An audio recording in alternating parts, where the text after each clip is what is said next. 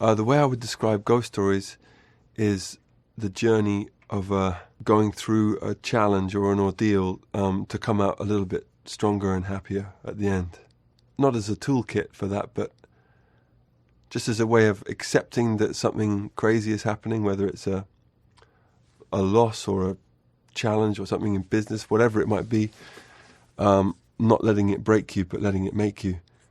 There's this Japanese art form called kintsukuroi, where if you break a bowl, you fix it with gold and it's more beautiful at the end than it was before.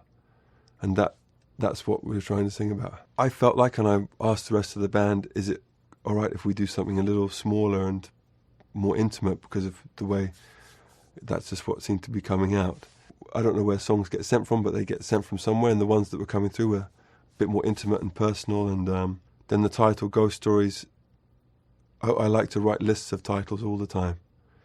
And that just felt like, okay, that fits with kind of a more mysterious vibe. I don't know, just it's so hard for me to explain these things. They just feel right. I made a decision about 10 years ago, or more than that actually, 12, 14 years ago, that because I don't have the gift of Shakespeare with lyrical brilliance, I was like, well, I'll just try and be honest then. That's all I can do.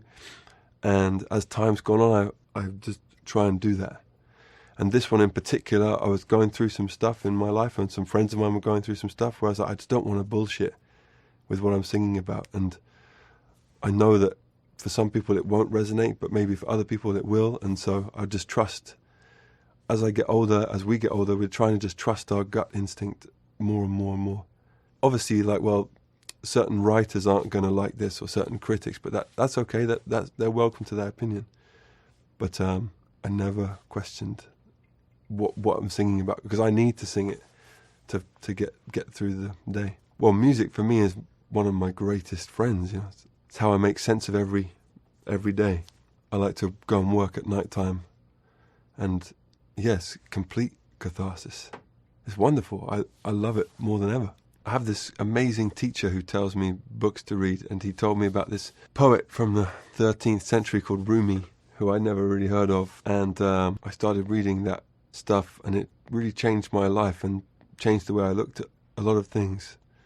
There's a poem called The Guest House, which is about imagining yourself as a house, and every morning a new thing knocks on the door, like a challenge or something great or something terrible. And the gist of the poem is that whatever comes to you, and you welcome it. That was a completely fresh perspective on life, really, for me. So that really changed everything, and I just kept reading more and more of his stuff, and I still am. And it's really just about embracing all that happens to you. And that was seeping into the music that was being written at that time.